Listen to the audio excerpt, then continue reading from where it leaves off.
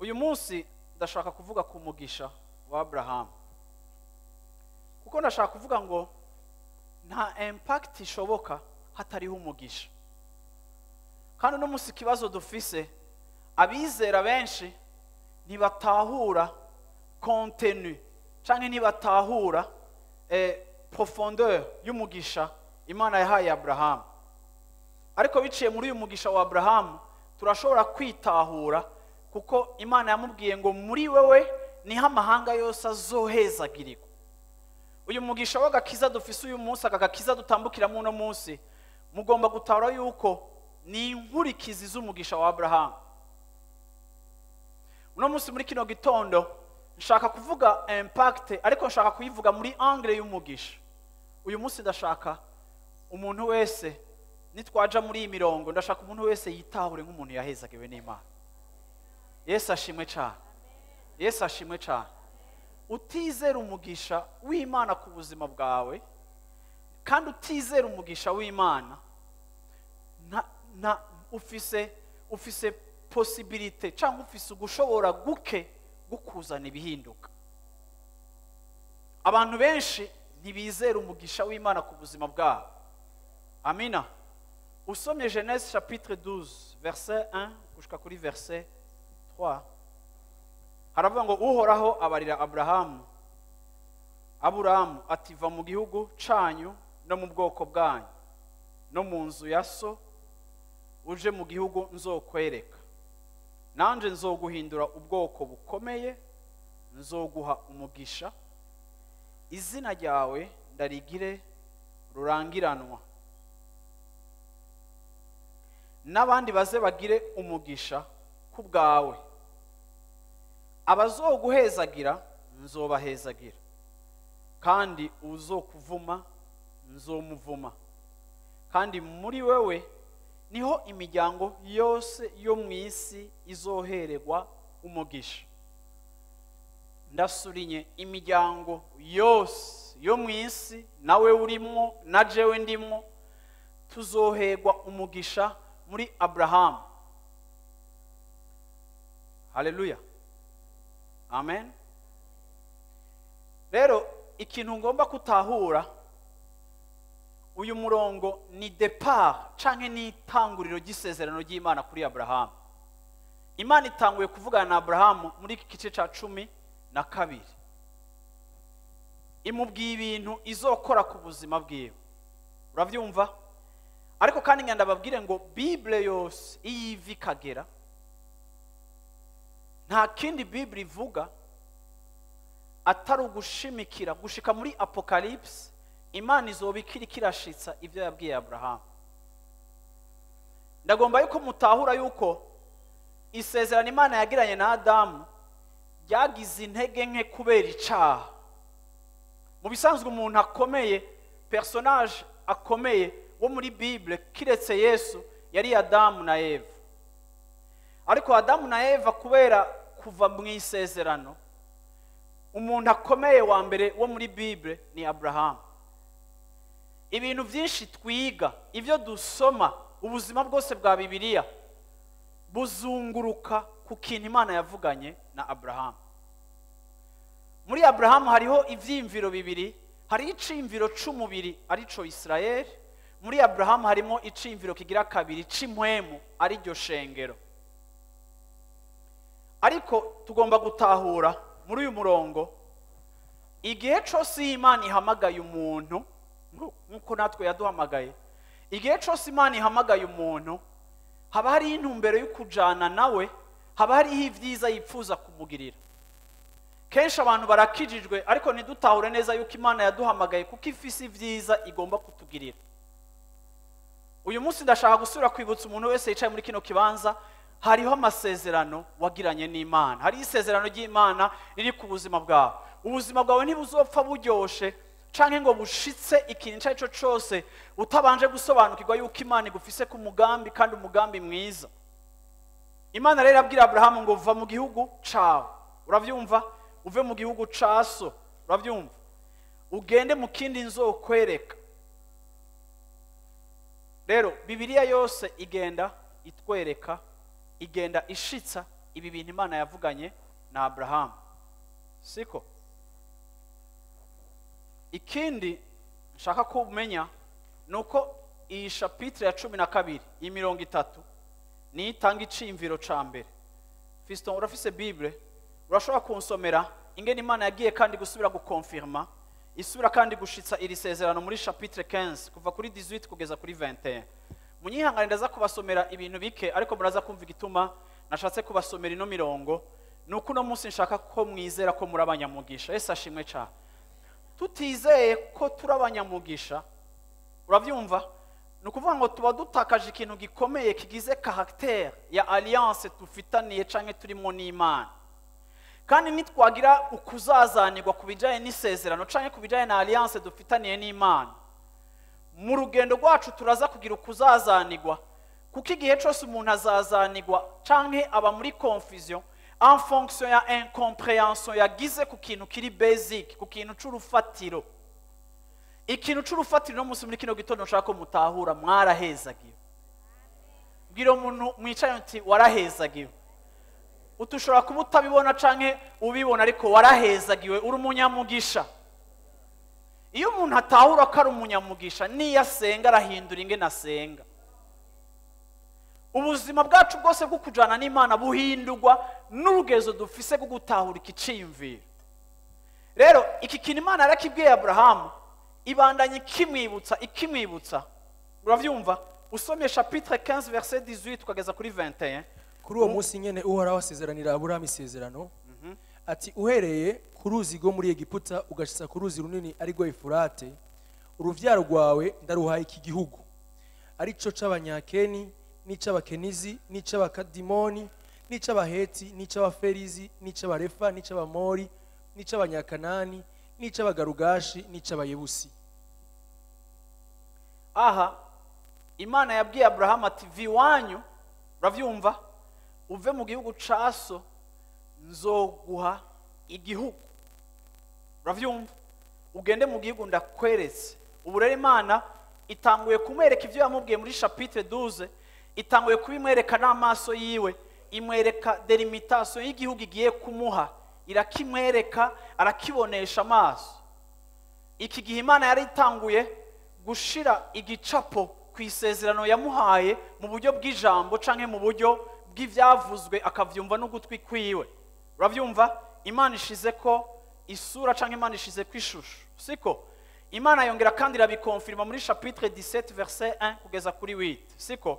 Imana isubiye kandi kugaruka kwibutsa no gukonfirma no kwibutsa Abrahamu, kuko vyari bikenewe ko Imana iguma yibutsa Abrahamu, kuko Imana yashaka guproduiza canke Imana mu buzima bwacu bishaka gushiraho ukwizera, kugira ngo twizere iciri kiravugana natwe, kuko urugezo rwacu rwo kumenya kwitabesha kuraza kudetermina ivyo twiteze ko tumaze guhazwa mu mutima no kumenya yuko Imana itabesha kuvyo yatuvuzeko. 17 verset 1 à 8. Aburahamu amaze imyaka 99, Uhoraho aramubonekera aramubarira ati, ni jewe Mana ishobora vyose, uhora ugendera imbere yanje kandi utungane gose, naje ngusezerana isezerano nzokugwiza. Aburahamu arapfukama arunama, Imana iramubwira iti, raba jewe ubwanje ndagusezerana isezerano, uzoba sekuruza w'amahanga menshi, kandi nucitwa Aburahamu ukundi, ariko uzokwitwa Aburahamu, kuko nkugize sekuruza w'amahanga menshi, kandi nzoguha kurondoka cane, nzotuma amahanga gukomokako n'abami bazokwandurukako, kandi shinze isezerano ryanje ngusezeraniye wowe n'uruvyaro rwawe ruzovuka hanyuma, uko ibihe vy'urunganwe rwabo bizogenda bikurikirana, ribe isezerano ridashira kugira ngo nkubere Imana wewe n'uruvyaro rwawe ruzovuka hanyuma, kandi wewe n'uruvyaro rwawe ruzovuka hanyuma nzobaha iki gihugu wabayemwo uri nyambukira, nico gihugu cose c'i Kanani kuba ishamvu y'ibihe byose. Haleluya. Yesu ashimwe cyane. Aho urabona ko kandi Imana iragaruka igasubira ikamwibutsa. Ariko kandi ndagomba mubone ikindi kintu kiri important. Isezerano ry'Imana ryatumye izina rya Abrahamu rihinduka. Kuko iyo turi mu isezerano, akaranga k'isezerano karahindura nature ya appellation yacu. Imana yamuhaye isezerano rikomeye ku buryo atashobora kuguma yitwa uko yahora yitwa. Ariko Imana imuremera isezerano rishasha, isubira kandi kumwibutsa ivyo izokora ku buzima bwiwe. Ariko ndashaka mubone urukurikirane rw'ingene Imana itena kandi bikeneye yuko dutahura ubwizigirwa bwayo canke fidelite yayo. Kuko ibi ni ibintu vy'urufatiro Abrahamu yagomba gutahura, kandi ni ibintu vy'urufatiro n'ishengero na wewe ugomba kwizera ugatahura. Ibi bintu naho tubona amashapitire akurikirana hagenda hacamwo imyaka myinshi, ariko uko imyaka yagenda Imana irasubira kandi ikagaruka ikibutsa ibintu igashimikira ku bintu. Imana irazi ko twibagira, Imana irazi ko twihebura, Imana irazi yuko ibigeragezo bidutera kwidekuhaja, Imana irazi yuko intambara zidutera kwihebura, Imana irazi yuko imyaka itujana tugafuta tugahagarika no gusengera ibintu bimwe bimwe. Ariko raba Imana iguma igaruka igasubira kandi igakonfirma, igasubira kandi ikafirma ibyo yavuze ku buzima bwa Abrahamu. Haleluya. Usomye 26:2-5, Imana iragarutse irenganye Abrahamu, ishitse no ku muhungu we Isaka, igarutse nawe ne gusubira kandi kuvugana nawe vya bindi nyene. Uhoraho aramwireka ati ntumanuke ngo uje muri Egiputa, uzobe mu gihugu nzokubarira. Ba urasukiye muri iki gihugu, nanje nzobana nawe nguhe umugisha, kuko wowe n'uruvyaro rwawe nzobaha ibi bihugu byose, kandi nzokomeza indahiro narahiye Aburahamu so. Nzogwiza uruvyaro rwawe rungane n'inyenyeri zo kwijuru, kandi uruvyaro rwawe nzoruha ibi bihugu byose, kandi mu ruvyaro rwawe niho amahanga yose yo mw'isi azohega umugisha, kuko Aburahamu yanyumviye agashitsa ibyo namwihanikirije n'amabwirizwa yanje n'ibyo nashinze n'ibyagezo byanje. Haleluya. Haleluya. Urumva yuko isezerano rya Abrahamu Imana iraje kuri deuxième génération, itanguye no kurikomeza mu bana. Imana iragomba ko na Isaka adapfa ama decision afashe, ariko yibukije Isaka ati Isaka ntupfi yuroye, ntuje muri Egiputa naho ibintu byashushe, guma ngaho. Nkuko nabwiye so ko nzohamuha, wewe ngira ndakwibutsa yuko jewe ndi Imana iri fidèle. Ico navuganye na papa wawe ngomba kugikora, guma ngaho kuko nzoguhera umugisha. Kandi nkuko nasezeranye papa wawe yuko nzomugira isoko, azoba isoko ry'umugisha ku mahanga yose yo mw'isi, wewe nk'umwana wiwe ugomba kwibuka yuko nuri nyakamwe. Shengero ry'Imana ntituri nyakamwe, ariko kandi urugendo rwacu ruri mukurikirane nkuko Imana yagarutse kuri Isaka. Na jewe ibiri valable ku buzima bwa Isaka, nanje biri valable ku buzima bwanje, kuko nanje ndi mu bagize imiryango iri mw'isi. Umugisha wa Abrahamu uri ku buzima bwanje. Rero sinshobora kubaho kandi sinshobora kugenda nk'umuntu yihebuye cyangwa nk'umuntu afata amadecision ariyo yose. Ngomba kuraba les termes z'isezerano na alliance kugira ngo nige kuzigumamo no kuzisobanukirwa, kandi zigende zidetermina amasezerano cyangwa ubuzima bwanje ngenderamwo, kuko ndi umunyamugisha. Imana yaratena ko Isaka atadekona, kuko wewe c'est pas n'importe qui, ariko ari munsi y'ivy'Imana yavuganye na Abrahamu. Imana ikazikabwira Isaka myani majambo ati wewe ntibijanye na wewe, bijaye nico navuganye na Abrahamu. Naramubwiye ko uruvyaro rwiwe nzorugirira uko, na wewe please tekana, ndi kumwe na wewe kuko ico navuganye naso. Encore une fois, Imana isubiye kwerekana caractère yayo y'ukudahinduka na fidelite igihe iriko iravugana na Isaka. Usomye muri Genèse 28:10 kuva kuri 17 naho imana iraje no kuri yakobo afise ibibazo vyiwe ariko arahunga. uwo nawe mwibuke ko ari umwuzukuru wa Aburahamu, afise ingorane ziwe ariko arirukanka ariko arahunga. imana imusanze mu nzira aho yari karahunga, iragarutse na wene imusanze mu bibazo vyiwe, igarutse kandi kuvuga ibintu bisa nk'ivyo yabwiye Isaka, igarutse kandi kumubwira ibintu bisa nk'ivyo yabwiye Aburahamu. amubwiye gute ngaha kuri uyu murongo? Yakobo ava i Berisheba agenda atumbereye i Harani, ashika ahantu araharara kuko izuba ryari ricokeye, yabira ibuye mu mabuye yaho araryisegura, aryama aho hantu arasinzira. Ararota abona icuririzo gishinzwe hasi, umutwe wacu ugashika mu ijuru.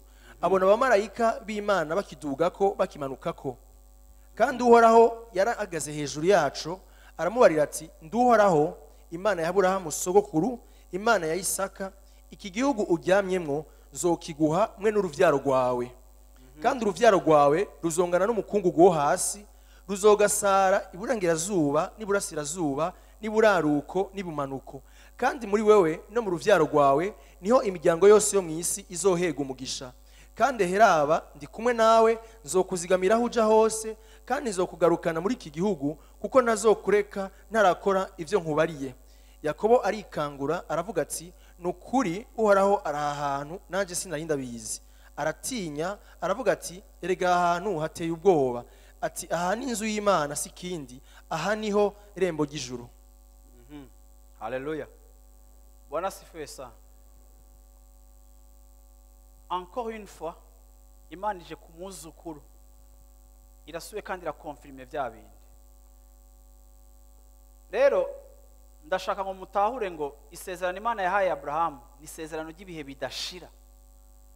Ni isezerano ritagarukiye kuri Aburahamu, ritagarukiye kuri Isaka, ritagarukiye kuri Yakobo, ni isezerano ry'ibihe ridashira. Byashishikaye gukurikirana uruvyaro, kandi n'uyu munsi namwebwe uravyumva, nimwizera uravyumva ivyo Imana yavuze kuri Aburahamu, namwe biri mu mugabane wanyu, kuko Imana yabigize nk'itegeko. Ngana kubwiye ngo isezerano Imana yagiriye Aburahamu yarigize itegeko. Usomye Chronique, 1 Chronique chapitre 16 verset 17. Uravyumva Chronique mu Kirundi hanya ni gute? Ingoma gice ca mbere c'Ingoma 16-17. Tubona ingene Imana iri sezerano yarigize hafi itegeko. Uravyumva riva muri promesse gusa, alliance isanzwe ko ricika itegeko. Uravyumva haravuga ngo akayongera kuri Yakobo ayitsindagira. Hera kuri 16 kugira abantu bumve neza iyi verse. Niryo sezerano yasezeraniye na Aburahamu, niryo sezerano Imana yasezeraniye Aburahamu. Indahiro yarahiye Isaka, hama indahiro yirahira Isaka, akayongera kuri Yakobo ayitsindagira. Ariko kuri Yakobo hoho arayitsindagira ngo ibe icyagezwe, kugira ngo bicike itegeko canke bicike une loi. Kuri Isirayeli ngo ibe isezerano ry'intahava. Kuri Isirayeli iri sezerano Imana yagiranye na Aburahamu rizocika isezerano ry'ibihe ridashira, isezerano a perpetuité, isezerano ry'intahava. Haleluya, amina. Imana ishimwe cyane. Rero ndashaka tuvuge canke ndakwereke ibintu bine, kuko kuri uyu munsi ndashaka kugira ngo umuntu wese uyu munsi aveho basa afise igicapo cici isezerano ry'Imana ku buzima bwiwe kire. Yesu ashimwe cyane, kuko twitahurira muri Aburahamu. Haleluya. Twitahurira muri Aburahamu. Muri Aburahamu, mu makuru ya Aburahamu ndashobora gusangamwe ibintu bigize ubuzima bwanje. Mu bigize Aburahamu ndashobora gusanga ibintu bigize ivyanje. Yesu yarabwiye Marita, aramubwira ngo niwizera urabona ubwiza bw'Imana. Kenshi mu buzima bwacu turicigwa no kutizera. Igihe Imana yabwira Aburahamu ngo va iwanyu, ngira ndababwira yuko nta kindi kintu na kimwe ya Aburahamu yakoze kiretse kwizera Imana yamubwiye. Iyo Aburahamu ataza kwizera ko ivyo Imana imubwiye ishobora kubikora, Aburahamu agakunda kwigumira mu matongo y'iwabo no mu mico y'iwabo, ntiyemere ko yavuze ari yo kwizigirwa, Aburahamu ntiyari gucika ihanga rikomeye, kuko yari yabuze ukwizera. Ariko kandi Bibiliya ivuga ngo Aburahamu kubwo kwizera ahimbara Imana. En d'autres termes, Aburahamu acika umubeneficiaire w'amasezerano y'Imana par la foi. Bitugira natwebwe yuko ducika ababeneficiaire b'amasezerano y'Imana kubwo kwizera. rero iyo wakijijwe ariko ukabura ukwizera mu cyo Imana ivuga, ushobora kuba warumvise ijwi ry'Imana ariko nutizera ntushobora kubasha kubona ubwiza bw'Imana, naho amasezerano umenga arakwitirirwa. Absence ya foi ikreya absence ya benediction mu buzima bwacu. Rero birakenewe ko ishengero canke abizera tugomba kumenya ngo mbega nibihe twizera, nibihe twubakiramo ukwizera kwacu, nibihe tugenda tugafuya tukaraba ibitugize kugira ngo menye ibiyubaka. Iyo Bibiliya ivuga ngo naba ari mwebwe mwiyubaka, iyo Paulo abwira abanyefeso ngo naba ari mwebwe mwiyubaka, wibaza ko abantu biyubaka mu biki? Twene turi abantu biyubaka mu ma optimisme y'uburofa atazopfa baye ngo ejo ni heza. No, twene turi abantu biyubaka mu bintu vy'icizere kivuye muri conjoncture économique canke muri situation du monde canke yuko batoye umutima ushasha. Twebwe icizere cacu ntitucubakira kuri science canke ku kindi, ariko twebwe ico twiyubakamo gifatiye mu cyo Imana yavuze, kuko nico kintu conyene kidashobora kudashika, nico kintu conyene kidashobora kunanirwa gushika, nico kintu conyene icyo Imana yavuze izogikurikirana. Abrahamu yarapfuye ikazi kabwira Isaka, Isaka yapfuye ikazi kabwira Yakobo ati ndi mu rukurikirane rw'ico navugaye na sogokuru wawe. Aho honyine niho dufise garanti yuko icyo Imana ivuga gishobora kuba ku buzima bwacu. Rero iyo ngomba kwiyubaka, aho niho nja kuronderera. Iyo udusituwasiyo tw'ubuzima twambanye tubi, nironderera ngaha muri realite yanje spirituelle. Ibi bintu bine Imana yasezeraniye Abrahamu. Icambere imusanga muri Uri iwabo, ikamusezerana ngo va kwa so na nyoko. Yarageze ahitwa Harani, yamaze kuduga gato, se wiwe amaze gupfa, Abrahamu amaze kumuhamba, asigaranye na son frère, asigaranye n'umwana umuneve wiwe umwe mu bo bavukana yari yapfuye ari we Loti. Imana irazira amubwira ati Abrahamu, ikintu cambere Imana yamusezeraniye imbuto. Yesu ashimwe. Yamusezeraniye imbuto. Sindahasoma, murashobora kuja muri Galate 3 verset 8 na verset 16, muraza kubusoma muhira. Ahantu uravyumva tubona uru rubuto Imana isezeraniye Abrahamu ni Kristo, kuko yamubwiye ngo muri wewe amahanga yose yo mu isi azohezagirwa. En d'autres termes, Imana ibwiye Abrahamu ati viwanyu Adamu yarakoze icaha, ariko proje yanje ni ugucungura abantu bose bari bazima bariho n'abazoza, ariko kugira ngo ndabacungure muri wowe Abrahamu hazovamwo uruvyaro. Ngomba mutahure yuko Abrahamu afise promesse y'uruvyaro. Mwibuke ko yarashaje ataravyara, igihe Imana aza kumuvugisha arafise 75, igihe yava iwabo Sara ntiyari bwavyare. Imana imubwiye ngo nzoguha uruvyaro.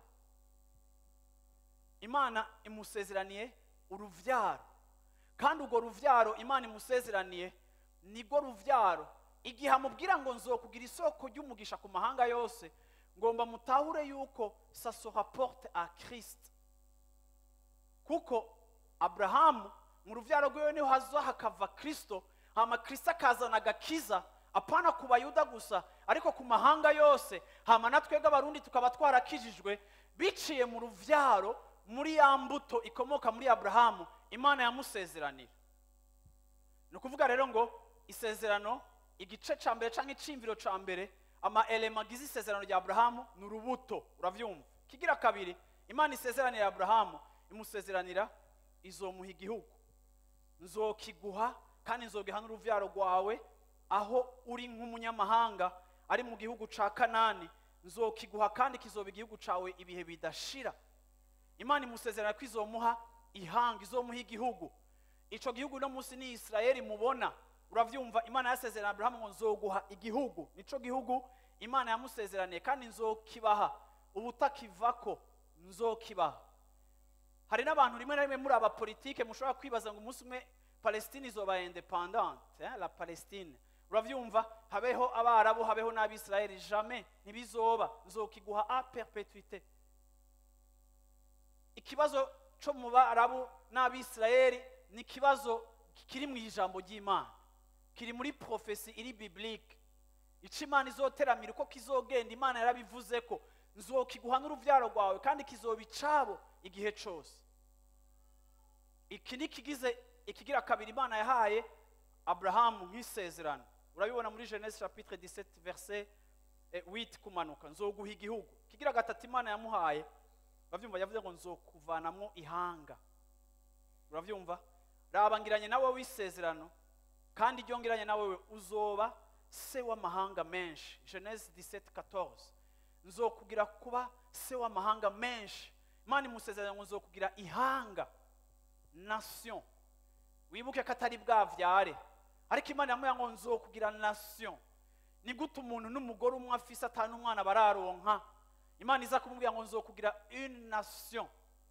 Ariko imana ikagumiza ikabivuga, kuko kwizera ni ikintu kitubashisha kwakira ico muri logique buri rimwe na rimwe tutashobora kuba turiko turabona. Barundi kazi muri ngaha, Yesu ashimwe cyane. Yesu ashimwe cyane. Bwira umucyo ati warahezagiwe na hatavye uri kurabona. Imana yabwira umutama afise imyaka 80-90 ngo nzokugira ihanga. Ikaza rimwe, ikaza gatatu, ikaza kane, ikabimusubiriramwo. Umugore wiwe ntanasunike, ntanatangure no gucira, ntanagirirekwe. Ndibaza ko hari n'igihe yagwara bagaca baja muri ecography canke bakaja kugira test kugira bareka atacafashe, kuko Imana yarabivuze tellement kugeza naho bavyizeye. Ariko kandi Imana igashishikara kubivuga, ariko Imana ntaco bitwaye kukubarira ibintu bidasa n'ivyo uri kurabona. Kuko itaturemye ngo tugendeshwe n'ivyo tubona, ariko yaturemye ngo tugendeshwe n'ico twizera. La foi devient notre moyen de voir plus que les yeux. Ukwizera gicika igikoresho cacu co kubona no kwakira kurusha ivy'amaso abona. Nico gituma abantu benshi ngaha muri mwebwe mumeze nka Abrahamu, birabananira kwizera umugisha w'Imana kuko atakintu na kimwe kibereka ko muri abanyamugisha. Nta kintu na kimwe uno munsi wonde montre kikubwira yuko ivy'Imana yavuze wewe biriko biragushika. Ariko kandi Imana ishishikara kuvuga kugira ngo bivuye mu kuvuga bituvyarire kwizera. Hama habayeho kwizera, ukwizera guproduise ico twizeye nico twumvise. Bwana asifiwe sana. Rero Imana imubwira ubugira gatatu ngo nzokugira ihanga. Uretse ko nzoguha igihugu nkaguha ubutaka, ariko nzokugira n'ihanga. Bwana asifiwe sana. Bwana asifiwe sana. Haleluya. Ndashaka kubona amaboko y'abantu bahezagiwe bari muri kino kibanza. Bwana asifiwe sana. Uyu munsi ndashaka yuko ufata nk'umukeperi usame icimana cyose yabwiye Abrahamu kigira icawe muri kino gitondo. Yesu ashimwe cyane. Haleluya. Uyu munsi nta kintu nje kukwibutsa amasezerano y'Imana ku buzima bwawe, kugira ngo utahure igituma Imana yo igomba kubikora uko ku buzima bwawe, kuko birafitanye isano n'ico yakuremeye. Imana yaturemye kuba abanyamugisha. Amen. Amen. Ikindi Imana yasezeraniye Abrahamu kigira kane, Imana yamuhaye isezerano ry'iki ry'umugisha w'ibihe bidashira. Bavyumva? Umugisha no kuzigama. Genèse chapitre 12 verset 3. Nzohezagira abazoguhezagira, kandi nzovuma abazokuvuma, kandi imiryango yose yo mw'isi izohezagirirwa muri wewe. Haleluya. Imana imuhaye isezerano rya protection. Abazokuvuma nanje nzobavuma, ariko abazokubera isoko ry'ivyiza nanje nzobagirira ivyiza. Ati kandi non seulement wowe ngiye kuguhezagira, ariko kandi nzona kugira n'isoko n'iyindi miryango yose izohezagirirwa muri wewe. Ni bande bemera ko uyu munsi bari mu muryango quelque part muri famille terrestre, uri mu muryango ufise aho uva? Ni bande bafise aho baba? Haleluya. Ni bande bizera ko turi mu miryango y'abari mu isi? Abari mu muryango w'abari mu isi? Yes. Sivyo? Muri mu isi. Nani mu muryango w'abari mu isi? Bibiri ivuga ngo nawe wewe uzohezagirirwa muri Abrahamu. Yesu ashimwe cyane. Yesu ashimwe. Amen. Rero ico shaka kuvuga rero, ibi bintu byose bini Imana isezeraniye Abrahamu. Imana irabimusezeraniye ata condition nimwe. Condition yonyene Imana yahaye Abrahamu nuko Abrahamu asohoka akava iwabo. Apfuye kuvayo ibi bigatangura kumushika. Ndagomba rero mutahure ngo amasezerano y'umugisha ku buzima bwacu nta kondisiyo imana yashizemo. Ariko kuba turi urubyaro rwa Aburahamu already turahezagiwe. Sinzi ko uvyumva. Kuba twarizeye nk'uko Aburahamu yizeye, ariko tukizera Kristo, bitugira kuba abanyamugisha ata kondisiyo n'imwe ihari. Ibijyanye no gukura, ibijyanye no guhinduka, ibijyanye n'ibindi byose, urabyumva, ibyo ni resultat cyangwa ni consequence. Ariko turabanyamugisha kubwo kwizera, nk'uko Aburahamu yacitse umunyamugisha kubwo kwizera. Kenshi Satani agomba gushira au conditionnel amasezerano y'Imana ku buzima bwacu. Ariko Bibiliya ntinyereka ko amasezerano y'Imana arimo amakondisiyo. Ariko kondisiyo ya mbere itugira abanyamugisha ni ukuba twarizeye Imana, bikadupozisiyona mu kibanza cyo kuba abantu bazosamburwa n'umugisha w'Imana, bagahezagirwa n'Imana. Haleluya. Bwana sifiwe sana. Amen. Ariko naho ata kondisiyo Imana yahaye Aburahamu, biraboneka yuko bimwe mu byo yamusezeraniye byari birengeye ubuzima bwiwe. Ibi rero nibyo twita ubuzima busesekaye. Byari birengeye ubuzima bwiwe. Kuko Imana ntibwira Aburahamu nk'umu individu, ariko ikiramubwira na projet à long terme. Ego ntaco Imana yarinze kumushiraho nka condition, ariko bimwe mu by'imisezeranira bizogenda bishika ku mbyaro ziwe. Ndagomba kubabwira uyu munsi muri kino gitondo ngo amasezerano y'Imana menshi aturiko, amwe araturiko muri ubu buzima, ariko ayandi azoba no ku bana banyu. Haleluya. Kuko Imana ni Imana y'ihanga, Imana ni Imana y'amageneration, Imana ni Imana ikurikiza. Ivyo uri kurabiba uyu munsi, hari ivyo uzosarura, ariko hariho n'ivyo abana bawe bazosarura. Imana iri muri continuité, kandi hari ivyo uzoshishikara kugirira abana bawe kubera wewe, kuko ari Imana igomba yuko ku mageneration. Ngo kuri Aburahamu yaramugize gute? Yaramubwiye, Isaki mugirira indahiro, Yakobo bigira itegeko, kuri Isirayeli bigira ivy'igihe kidashira. Haleluya. Amen. Ndashaka kumva bahezaga bavuga ngo amina. Rero abantu batafise umutima w'ubwami bw'Imana, iyo babwiye yuko hari umugisha w'abana babo baratsitara, kuko rimwe turi bisambo dushaka yuko ivy'Imana byose ivuga biba kuri twebwe. Abo bongo tanabo nzi ko abuzukuru banje bakamungira ibintu bya kera abana mbeho nzobabona. Oya. Ariko Imana iri muri poursuite, Imana iri muri continuité y'ico yavuze. N'ubu natwebwe turacasororerwa ku bwa Aburahamu. Haleluya. N'ubu turacafise umugisha ku bwa Aburahamu.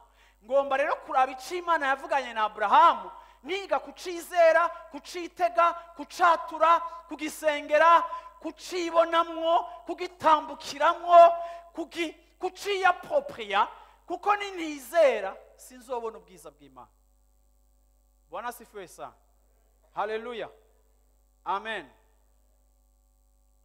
Rero navansa, ndashaka kugusomera iki kintu ingene Imana yashishikaye gushira Aburahamu ihembe ryiwe hejuru. Siko Abami ba kabiri 13:23. Muyihangane ndabona ko no munsi mushuhiwe, ariko uravyumva, ndagomba ko no munsi utahuzi kuri umunyamugisha. Yesu ashimwe cyane. Hariho ababizi ariko ndaje kubikwibutsa kuko n'Imana yaravyibukije Aburahamu, nandi ndabikwibutsa no munsi muri kino gitondo. 2 Rois chapitre 13 verset 23 havuga gute? Ariko Uhoraho bamutera akagongwe, abagirira imbabazi, abasuka ku mutima kubw'isezerano yasezeraniye Aburahamu na Isaka na Yakobo, ntiyabarandura no kugeza n'ubu ntiyabaciye. Haleluya. Ariko Uhoraho bamugira gute? Ariko Uhoraho bamutera akagongwe, abagirira imbabazi, abasubiza ku mutima kubw'isezerano yasezeraniye Aburahamu na Isaka na Yakobo, ntiyabarandura no kugeza n'ubu ntiyabaciye. Amina. Yesu ashimwe. Urabona yuko hariho ivy'Imana ikora igakorera abantu bifatiye ku cyo yavuganye na Aburahamu, bifatiye kuri Isaka. Iravuga ati ngo ntiyabarandura, ibagirira akagongwe ngo yibutse. Ndagomba kubabwira ngo Imana yamigaruka ku cyo yavuze kugira ngo imenye ico igiye kugukorera. Imana iri fidèle ku kintu kimwe ku cyo yavuze, kuri yo nyene. Bwana sifiwe sana. rero ndashaka kubabwira ngo mu vy'Imana yasezeraniye Abrahamu, ico nshaka gushimikira ko uno musi muri kino gitondo, Imana yamusezeraniye ngo nzokugira munini. Bwira umucaye uti uzoba munini. Haleluya. Bwana asifiwe sana. Ni bande bizeye ko bazoba banini vraiment? Haleluya. Bwana asifiwe sana. Yesu ashimwe. Yesu ashimwe. Imana isezeranira Abrahamu ico twita la grandeur. Imana ntishobora kwipfuza ko wowe ugira impact ata grandeur ufise muri domaine kanaka. Imana ntitubwira ngo tugende ku impact amahanga turi vide. Uturungika muri mission aratwekipa pour la mission. Utubwira ngo genda muhindura amahanga aratanga ivyankenerwa bidufasha guhindura amahanga. Murambona abakristo kugira ngo je Imana arantungishije mu vy'impwemu kugira ngo mfashe abantu ngwakenga ibindi ngo vraiment ngo ntavyo yampaye. Ndakubwiye ngo ico ni kinyoma kiragahera mu izina rya Yesu Kristo. Nakulapia iyo kweli ni mensonge spirituellement grave et terriblement, uravyumva accidentel, uravyumva nta kinyoma ca mbere kibaho nk'ico nko kwizera ko wahezagiwe mu vy'impwemu gusa ibindi Imana yakwime. Reka ndakubwira ikintu kimwe, Imana yekipa abirungitse. Imana iha impamba abihaye mission. Ubuzima bwawe nimba buriko mission, nimba leta itanga frais de mission, nimba entreprise itanga frais de mission, ukubaka akazu kawe kagaherera muri frais de mission, ngira nakubwira ngo mu bwami bw'Imana hariho frais de mission. Yesu ashimwe cyane. Birashoboka ko wizeye ibikoresho byawe vy'impwemu uravyizera, ariko birakunanira kwizera ibikoresho byawe bifatika, kuko Imana atari umukene ngo igutungishe muri kimwe igukeneshe mu kindi. Ariko yarabwiye Marita ngo niwizera vyose bivana ni attitude ufise kuco mvuze. Ndavuze ko Lazaro ashobora kuzuka, reka kumbarira ngo ndabizi yuko uzoza gutora ishengero, ariko ndakubwiye ngo niwizera nibihagaze kuco jewe navuze canke ikindi, ariko bihagaze attitude ufise kuco navuze, ingene ucayi appropriate ukacitega ukagitambukira, then ukabona Lazaro yirukanka atambuka. Bwana sifiwe sana. Bantu b'Imana, ndizera ko Imana igomba kukugirira neza. Ndizera yuko Imana igomba kukugirira neza. Irabikunda, irabiryoherewe, yakuremye kugira ngo igukunde kandi kugirire neza. Irabishaka, birayisarisha, ikeneye juste yuko uravyumva ukurukangana n'umugisha igomba kuguha. Ikeneye yuko juste uravyumva utambukira muri dimension y'ivyiguhaye.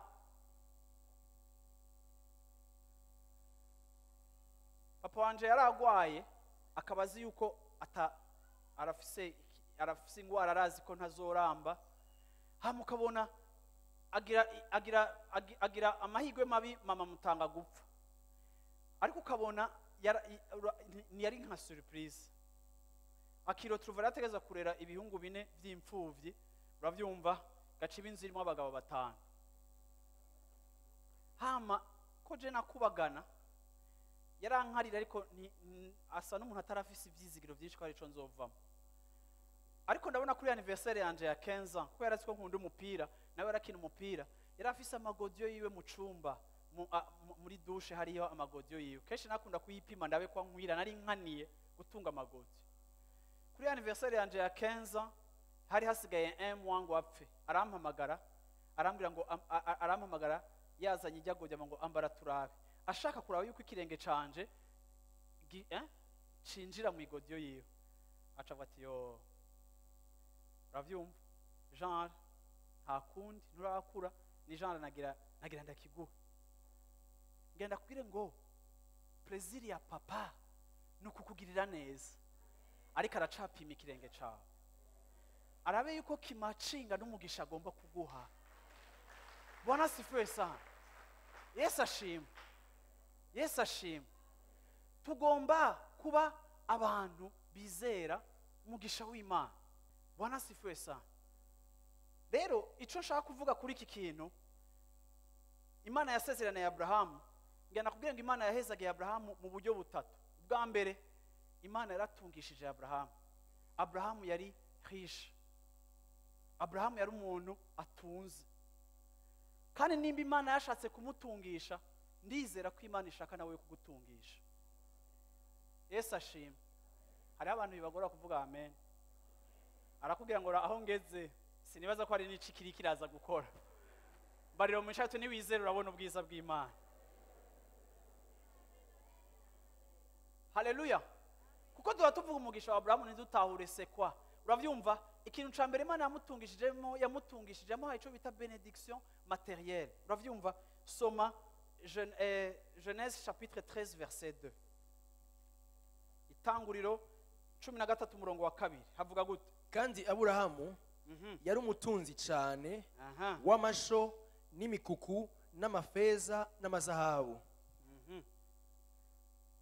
24 verset 35 havuga ngo 24-35 kandi uhoraho yahaye databuja umugisha mwinshi ahinduka uwuhambaye, kandi yamuhaye imikuku, amasho, ifeza, inzahabu, abashumbakazi, ingamiya n'indogoba. Uyu yari umushumba wa Aburahamu, agiye kugira dote, agiye kurondera umwana wa Isaka. Nimuraba uyu mukozi wiwe ingene ari convaincu na benediction ya bosi wiwe, agiye muri dote atangura kubwira aho agiye kudota. Kumwe baravuga ngo tuje ngo tujabuka imisozi ngo tuva hariya anya muri Bururi muri ku musozi wa mu Rutovu, ku musozi nta muntu yo mu musozi wo mu Rutovu. Uravyumva? Ku musozi kanaka abantu bakivuga. N'uyu mugabo agiye muri dote akabona Imana ikamugida agatora umugore wa Isaka, mbega hajya yitwa Rebeka. Akabona Rebeka ashitsi iwabo atangura kubwira ngo databuja uhoraho yaramutungishije cyane, yamuhaye imikuku myinshi, yamuhaye ifeza, yamuhaye inzahabu, ariko kandi akasosiyo benediction n'ukuboko kw'Imana atuhoraho yamugiriye neza, yamugize ubudasanzwe. Aburahamu matériellement yari prospère, Imana yari yamutungishije, ariko kandi turaza kurangiza ndakwereka ngo umugisha wose Imana iguha nuko ufise intumbero y'uko ugira impact. Nta na rimwe Imana ikora ikintu pour notre plaisir charnel, ariko Imana igiye kugusororera no kugutungisha, ariko kandi imaze kugukuzika kugirira ivyo kugirira byose, imaze kukugurira imiryango n'ibindi byose. Ndagomba ngo wame wibuka yuko iyo ni frais de mission duhabwa ngaha mu isi kugira ngo tubashe gukorera Imana, tubashe kwempacta Imana idutungishije muri byose, kugira ngo abashumba n'abatubona bashingire ntaho umugisha w'Imana mu buzima bwacu. Kuko Imana yacu atari umukene kandi atagabitanya, kandi yifuza kutugirira neza. Bwana asifiwe sana. Yesu ashimwe cyane. Ikindi kigira kabiri Imana yatungishijemo Aburahamu turakibona muri Genèse chapitre 21 verset 22. Kindi kintu Imana yamutungishijemo, Imana yahaye Aburahamu kuba umutunzi wo mu buryo bw'impwemu. Aburahamu yari spirituellement béni. Aburahamu yari umuntu mu mpwemu yahezagiwe n'Imana, afise ubushobozi, afise ingabire, afise ico abantu bamubona bakamwigako. Urashobora kusomera uwo murongo? Muri iyo minsi Abimeleki azana na Fikori umugabisha w'ingabo ziwe, abarira Aburahamu ati, uwo n'umwami w'umunyamahanga arazananye n'icegera ciwe, baje kuraba Aburahamu. Imana iri kumwe nawe mu byo ukora byose. Imana twarakwihweje, Imana iri kumwe nawe mu byo ukora byose. Waheze umurongo. Haleluya. Bwana asifiwe sana. Ngenda kubirega muntu w'Imana, hari abantu bakwihweza bakakuraba bakakwitegereza, bakaraba ibintu byose kwa kure, bagashobora kudetecta la bénédiction spirituelle de Dieu sur ta vie.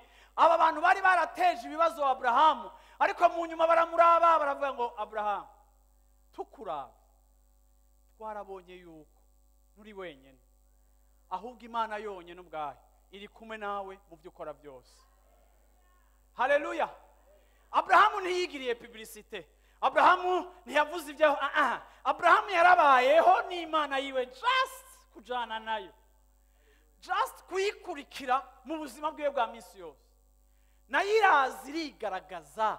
Abapagani bagomba kubona umugisha w'inkwemu uri ku buzima bwawe.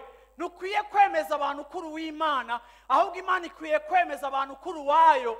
Hama bo mubana naho ukora bakaza bakavuga ngo Jacqueline wewe tukuravye, Imana iri kumwe nawe. Yesu ashime cyane. Abariko baradandaza aho muriko muradandaza, abantu bakavuga ngo tubiravye, Imana wewe mu byo ukora byose iri kumwe nawe. Ntuturusha marketing, ntuturusha publicité, ntutubuze ikibanza kihagaze ahantu heza, adresse yawe ninaboneka, uri ahantu hinyegeje, ariko turavye ngene abantu bagusanga muri fucika. Vyukuri Imana iri kumwe nawe. Yesu ashimwe cyane. Yesu ashimwe cyane. Uruvyaro rwa Abrahamu twebwe nta publicité tugira. Uruvyaro rwa Abrahamu twebwe nitwidandaza, we aratudandaza kuko abana natwe mu mahanga yononekaye, kugira ngo ishamvu n'ubwiza bwiwe bituma abantu bifuza Imana yacu, kuko asanga Imana iguhezagira. Ni kugira ngo yereke amahanga, ipfuhisha amahanga, bitera amahanga kuyihindukirira kubera ingene umugisha wawe ungana. Bwana sifiwe sana. Amina. Ikindi kigira gatatu Imana yatungishijemo Abrahamu. Abrahamu yari umuntu yahezagiwe n'Imana socialement parlant. Uravyumva? Ibyo no kwita mu vy'imibano. Usomye Genèse chapitre 23 verset 6. Bati mugenzi, nutwumve uri umuntu ahambaye cyane muri twebwe. Mu masenga yacu duhambamwo iyo uhitamwo yose abe ariyo uhambamwo umuntu wawe, naho muri twebwe yo kwima ntawe muri twebwe yo kwima isenga yiwe ngo woye guhamba umuntu wawe. Abrahamu yagomba guhamba nde? Madamu aje kubasaba itongo ko yari mu gihugu c'abanyamahanga. Baramubwiye bati Abrahamu wewe muri twebwe uri umuntu ahambaye, ndasenga abagore ngo abagabo banyu bashika hano bavuga ngo madamu muri iyi nzu uri umuntu ahambaye. Ashe mama kwera aramfashije. Bwana sifesa.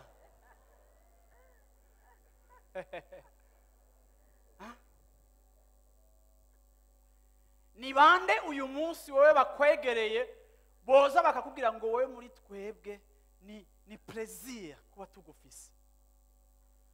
Abrahamu we muri twebwe uri umuntu ahambaye.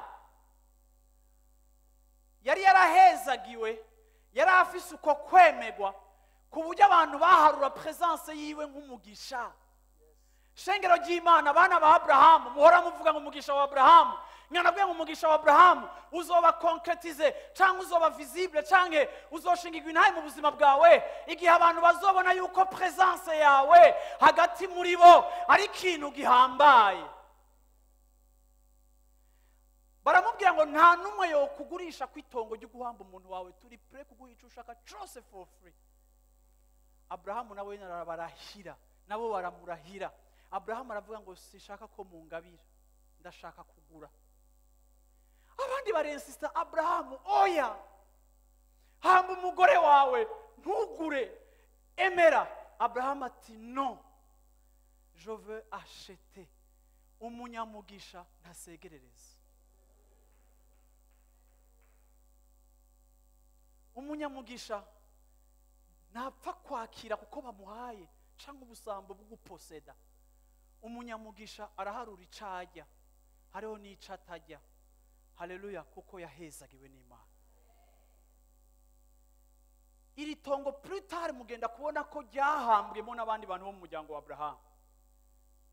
Yarabona ati plus tard faveur nshobora kuba ntahari, ariko reka iri tongo nahambyemwo nanje nze darihambemwo. Uravyumva? Naba Yakobo baze barihambemwo. Uravyumva? Yabona long terme kuko yarazi ko ari kajana n'Imana bitagarukira kuri we, ariko we yabona kure kuko Imana yari muhaye vision yo kubona kure. Akavuga ngo uyu munsi murankunda, ariko kumbuye nimuzonkundira abuzukuru banje, reka nabone baze bahambwe ngaha. Igihe bazoba bakiriko barayerera ndabona kure, faveur y'uno munsi sindayinegrija ariko sinzi verite canke realite y'igihe kizoza ndahagura. Hari igihe umuntu aba ari confident mu mugisha Imana yamuhaye. Shengero ry'Imana ndakubwiye ngo ingene ubaho bizohinduka niwamenya neza ko wahezagiwe n'Imana. Kenshi ibyo tubwira abantu twensista nuko quelque part batari convaincu n'ico barico. Iyo umuntu atazi ko akomeye ukamubwira kwifata nk'abakomeye ariko iyo grandeur hatayizera kandi ataniyo yibonako azokwama yikumbagaza nk'ingurube mu vyondo kuko biramunanira kumenya ko atari ingurube ko yagizwe un prince. Rero iyo tuba mu ijambo ry'Imana rishishikara kutwibutsa ico turi kikafekta comportement yacu, kikafekta imibereho yacu, twagira imibereho itasa nk'iy'abandi abo tubana muri cadre sociale y'imibereho ya misi yose. Abantu bakavuga ngo Aline uri umugisha, wewe uri umuntu akomeye hagati yacu, ntushobora kubyibaza. Turi prêt kuguserva, turi prêt twese kukugabira, turi prêt kuko wadushize mu ideni. Style de vie yawe yadushize mu ideni. Haleluya, amen. Ngira ndangirize kuri iyi mirongo. Salomo yaratawe ingene Imana yagize Abrahamu munini. Abantu benshi baravuga ngo Salomo ngo Imana aramugendeye ngo iramubaza ngo ushaka ngo ndaguhike, ngo acavuga ngo mu bwenge bwo kurongora abantu. Ariko ngenda kugira ngo Salomo agire iryo sengesho, hari ikintu Salomo yarazi. Salomo yarazi la grandeur ya Israeli.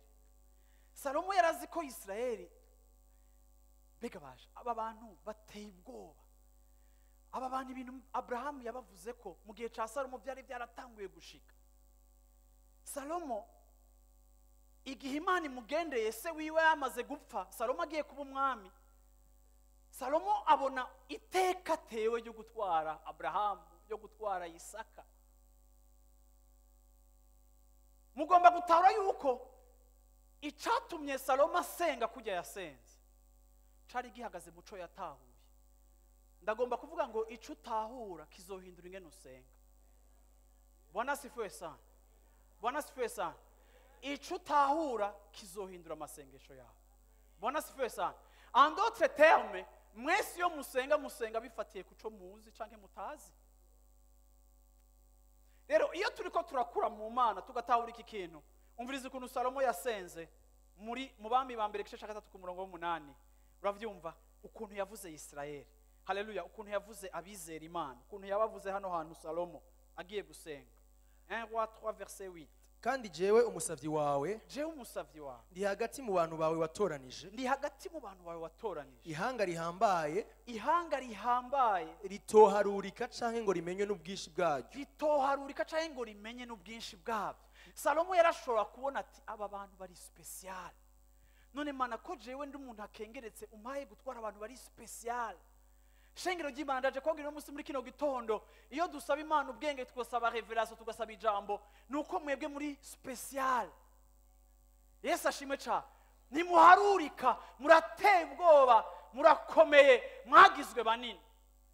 Igihe Balamu bamuhamagara ngo avume Israeli, yarabaravye arababona, aravuga ngo mbega ihanga rihambaye. Ninde yorivuma, ninde yoricokora, mbega abantu badasanzwe, mbega abantu bakomeye, ninde yokubahuka kubavuma, abuhora hatavumye, ninde yobavuma, atangura kuvuga ngo hera bameze nk'intambwe iryamye, ehe barasagaje. Uwo yari umuntu w'umurozi bazanye ngo abaroge, yari baramagaye umuntu ngo baroge baturogere ntibasubire guprogressa kuko force yabo iri spirituelle. Uyu mupfumu bazanye yari umuprofete yaguye, atangura kwitaza ngo agira abaroge, abaravye aravuga ngo ingene ari beza, ngimbibe zabo nisigira aho zingana, ngo heraba amahema yabo. Atangura kuvuga Israeli, Baraka umwami aramubwira ngo naguhamagaye kubavuma, utanguye kubahezagira cangaha, amukwega urukoti aramutahana. Ati we imbesire, we nakubwiye ngo abantu ubahane, ubavume utaye kubahezagira, ejo mu gatondo ntusubiye kunkoshona, we nakurishe kugira ngo bavume. Bati baseka tuje ku yindi kote, acaragenda kubarabira mu yindi angle, arahindura position yaragiye kubavumira mu bwa mbere, agenda kubarabira mu yindi angle, agiye kubarabira mu yindi angle bati ngo we Yakobo ninda meze nkawe. Haleluya, haleluya. umutipe biranka yaramenyereye kurya igiceri akaroga, urabyumva, biranka kwaroga. Reka nakubwira ikintu kibaga muntu w'Imana, n'abansi bacu bo mwibanga baraturaba bakatubona, bakabona uko dusa, bakabona uko tumerewe, urabyumva. Amaproje yo kukugirira nabi ntabuze, ariko nta na rimwe ari business yacu yo kwitwararika abagomba kutugirira nabi. Yaravuze ngo uzoguhezagira nzomuhezagira, uzokuvuma nzomuvuma. Mu isezerano Imana yahaye Abrahamu harimo principe, muri alliance harimo clause ya sécurité, harimo clause y'umutekano wawe no kuzigamwa kwawe. Sinkeneye kumenya bariko barankaranga, simenye kumenya aho bakorera, sinkeneye kubagira ko enquête, ariko ngomba kwifokaliza kuri mission, kuko aho Israeli hose yari kiragenda amahanga yarayira akabati peuple batayiroze. Abantu baragwanye, abantu bararashe, misile zarakoze. Sikigwanisho hakeneye ikintu spirituel, nibiri spirituel bikaze watega no kuri iyi level, naho menyereye guhora mvuma abantu mukabona baciye bagwara imibembe, abasiwezi ingene baryoshe kuraba, ingene basagaje, agaca bahezagira 3 fois. Genda musome 3 fois arabahezagira, biranka ko abavuma, kuko nta muntu yomvuma, nta muntu yongora ko ibintu bigakoreka. Oya, fise umugisha wa Abrahamu wa protection ku buzima bw'iwanje. Ukuranyumva, vyose bihagaze kuco nizera, vyose bihagaze kuco wizera. Wizera iki, wemera iki. Ico wemera nico wabwiwe ukacenterioriza, ariko nimba warabwiwe ivy'Imana ukabitahura ukavyizera. Ikindi gihe Imana yabwiye Israeli ivuga ngo nabahaye gutegeka amarembo y'abansi babo. Amarembo y'abansi aho badutera baza bava, Imana ivuga ngo source ya attaque, Imana igiye kuguha kuyitegeka, uzotegeka aho ibitero vyawe biva. Haleluya. Aho umwansi ahora control hagaconstitute fire yawe, uhora yabwiye Israeli ngo yabahaye gutegeka amarembo y'abansi babo. Bwana sifiwe sana, Bwana sifiwe sana, Yesu ashimwe cyane, Bwana sifiwe sana. Haleluya, amina.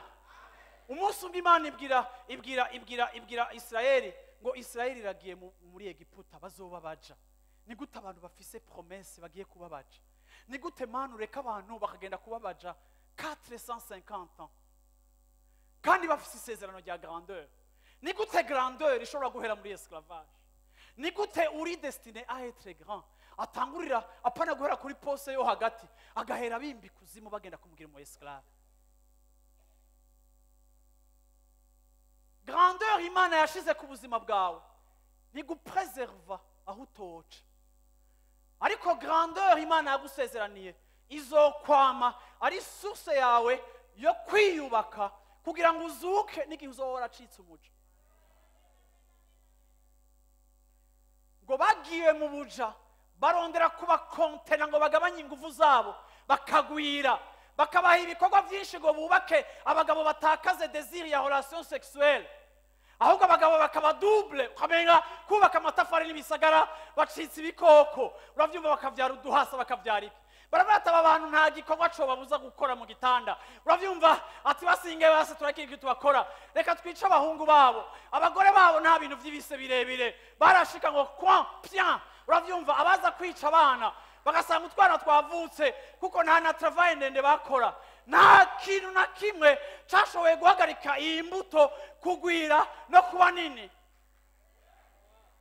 kuko circonstance na situation ibintu biriko birakuexposa ko ntibishobora kwanura alliance na promesse Imana yaguhaye.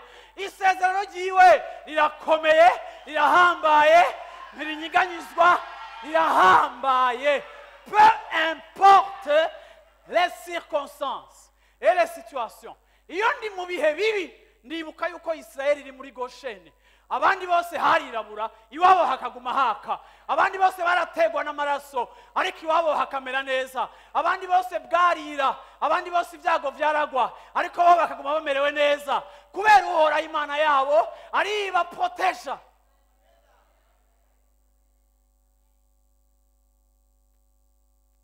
Nta kintu na kimwe gishobora guhagarika ico wagizwe muri pensée de Dieu. Bwana asifiwe sana. Yesu ashimwe cyane. Yesu ashimwe cyane. Isaka baramuzurumya amariba ntacagwana nkuko bamwe muri mwebwe murirwa mu manza z'amatongo.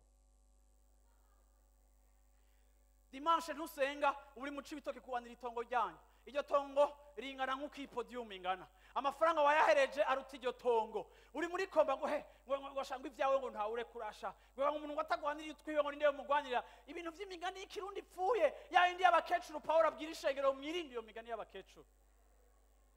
Ariko Isaka baramwiba akibuka ko Imana yavuganye na papa wiwe Abraham. Agaca yimuka bakaritwara. Hama ikindi gihe bakaza bakamuzuruma. Erega hari igihe umenga turi amabono ariko ntituri amabono. Ico twabwiwe co tugira kuboneka amaso y'abandi ko turi amabono. Ariko tuba tuzi ko turafise uteramira ivyacu. Haleluya. Naho bica mu bihe bigoye hari ibiteramira ivyacu. Hari ugira ijambo rya nyuma naho umenga birayangaye akantu gato karagaruka bigasubira bikazuka. Harageze igihe ubugira gatatu Abraham Isaka baraza aramubwira ati Isaka twakugwanije 2 fois ariko na yandi twagutwara ya mariba yaciye asubira kuziba nkuko vyahora kumbure kuri so wawe. None we wahuja hose twaraobserve turabona yuko waho kubita isuka hose haraboneka amazi. Aha hose umaze iminsi wimba twebwe tumaze amajenerasiyo tuhimba atakivamo. Ubu rero tubonye yuko wowe uri umunyamugisha. Nitugishiza amaso ku byo wavumbuye ubu tugiye gushira amaso kuri wewe kuko hagati yacu uri special. Baca bagirana amasezerano nawe yuko ataca azobagira niyabagra. Yesu ashimwe cyane. Haleluya. Bararunguruka barabona grandeur en cours muri processus. Reka ndakubwira abantu b'Imana. Yesu yaravuze ngo na Satani aremera ijambo ry'Imana. Na Satani arazi ko Yesu n'abadayimoni barazi ko uravyumva ijambo ry'Imana ari ukuri. Na Satani arazi ivy'Imana. Ndakubwire hari igihe usanga abakristo malheureusement Satani abafise ko information nyinshi z'ubumana mwe mutifise. Nico gituma akuburaguza akakugorora akagukindagiza akakugira gutya akakuvanga akakukoroga kuko aratinya potentiel iri muri wewe. Nico gituma biri important yuko twebwe iyo turi mu majambo y'Imana iyo dusenga dukeneye kwimenya muri Kristo Yesu kugira ngo tumaze kwimenya twige guheba amariba. Haleluya. Kuko ntidusenga amariba ariko hari utuma tuyaronka niwe dusenga kandi we twakurikiye. Bwana sifiwe sana. Yesu ashimwe. Narabivuze vendredi iheze umunsi w'Imana isororera abisirayeli irabwira Mose bagira basohoke ati Mose gira abisirayeli bose bagende gusaba bayi nabuja inzahabu. Apana ntibabwiye kubasaba ngo dukoresho na hari igihe uja gusaba umuntu ukamusaba utuntu duto ngo hari abantu baza gusaba impuzu mu ikarita bavuga ngo uraba ngo impuzu mutagikoresha avyumva urako muzimpa mwogira gute. Oya, Mose yabwiye Isirayeli ngo genda gira abantu bose abagore bose bagende gusaba abagore babakoresha babasaba amavaze. Izo vaze zaba zingana nk'iki yaba ari bivaze bashiramo amazi byaba biri muri argent canke biri muri or massive. Genda mubasabe n'impuzu z'abana bana. Bibiliya ivuga ngo abagore b'Abisirayeli baba esclave batubahuka kugira ico bavuze kuri patrone afise droit de vie et de mort kuri bo atakindi bakora atari obéissance. Uwo munsi Mose arabagumura bihagaze kuri promesse ati barungike baje gusaba bayinabuja. Erega baragenda gusaba bayinabuja ngo urabizi hari ibintu bigoye gusa ariko quelque part ni uko Imana igomba kubahonja ati mwe ntimuzi ngene muri grand. Uravyumva genda musabe baca baraza Mose akavuga mama Yesu ashimwe. Soko bavuga ni baraporoti. Uravyumva mama uwo mizo nzahabu wambaye uwo mpa y'amabishu yawe uwo mpa bya bikoresho vyawe. Bibiliya ivuga ngo Uhoraho atuma abisirayeli bagira faveur. Urabona ikintu kitumvikana kirashobora gushigwa mu bikorwa just kubera akajambo kamwe. Uhoraho atuma bagira faveur. Bantu b'Imana ndarangije ndababwira ngo hariho faveur y'Imana ku buzima bwawe. Yesu ashimwe. ugiye gusaba akazi genda wibuka ko ufise faveur y'Imana. Ugiye kurondera ideni muri banke genda wibuka ko ufise faveur y'Imana. Hejuru y'ivyo ufise urafise faveur. Nasanze abakristo badaharura faveur y'Imana nka kimwe mu bintu bafise. Faveur y'Imana ni igikundiro c'Imana gituma bikoreka bitari gukoreka. Faveur y'Imana ni principe yesha pa principe zose ziri naturelle zexista igacika ubwayo principe iri absolu kandi ntanyeganyezo. Erega ngo bagira faveur abagore b'abanyegiputa babaha ibizahabu byabo. Kandi Imana ibwira Mose ngo babwire ngo ibyo bazobaha baze bavyambika abana babo. Wana we baguhaye ibintu bizimbye ucugenda ahantu mu kabati muhira ugacubiye ko tuyashaje kuri mariage ya Clotilde niho nzo kwambara iki gishenete bampaye. Uravyumva? Ubundi atubasha iki kintu nzoyikoresha haje abashitsi iki kivaze kirazimbye. Urabizi hari igihe utunga ugacugira insecurity. Kuko no munzi wawe nta kibanza categekanije cyo kubika izo nzahabu. Uko uravyumva? Rero ugacugira uruhagarara ruvuye ko wahezagiwe. Umugisha w'Imana ugatanga gutera trouble. Ukarara wikanga abantu unabumvise. Kuko vyaciye mu uyu munsi kandi si kusanzwe umeze. Terma na systeme yawe ya security niri adapte ku mugisha warayironse. Uravyumva kuko vyaje giturumbuka. Abisirayeli baratsa batekera barabika ngaha. Urazi ikintu Imana yabakore? Imana icibwira Mose ngo kandi ibyo bazobaha bazovyambare. Apara nibaze babibike. Bazovyambare. Nuko madamu wanje atari ngamba ndamucokozi yaronse ibintu bishasha arabibika. Je giye kugurikira ati buraya nca nkuri co nane nambaye. Nkagisiga nkara abantu nza kugita muri pubere. Nkaca nambara gishasha. Kugira nikize kiremera imizigo yanje muri roturu kuko hari vaje zibaye nyinshi sinzi kubembereza. Ariko yarashobora kubika amezi ukaza aravumbuye ikintu ngo iyi ngo ni ngo bampa ngo kuri ntuze. Imana ntiyabwiye Israeli ngo genda mubikire kuri mariage ya Clotilde canke ngo mubikire ngo akantu kaka evenement special kazoba ngo uzocu yambara. No! Bibiri ivuga ngo bamaze kubihabwa abana banyu bace bavyambara. Hamutu twara tutwe esclave giye twasohoka twambaye inzahabu. Baremerewe batazi ingene bayigendera. Hari gihe wambika talo umuntu atigeza yambara agatambuka nk'ugwaye amavunja kuko ntari forme kwambara talo. Muze mwihanganira abantu bagihezagirwa hari gihe batamenye ingene bagendera mu bintu. Uravyumva? Ndabona rero ututwara twutuja Imana ikirakora travail psychologique yo kubibutsa yuko bavutse kugira ngo bambare inzahabu ni feza bakagenda basohoka. Mura mumva bavuga ngo abisirayeli ngo bambaye ibirato myaka 40 n'impuzu 40 ngo ntivyahera ni kubera iki si iby'abashinwa. Bari bambaye griffe. Yesu ashimwe cyane. Haleluya. Yesu ashimwe. Imana yabambitse griffe zivuye mu mazi akomeye no mu mapare no mu mashato ya Egypte. Esclave habillé en or, du jamais vu. Nta handi hantu wondogera histoire isa nk'iyo no muri histoire y'isi kiretse mu ijambo ry'Imana. Birashoboka ko batambuka bumva arabaje. Ariko Imana yari yabambitse ibintu by'abaprince. Birashoboka ko nawe utambuka nk'umuji.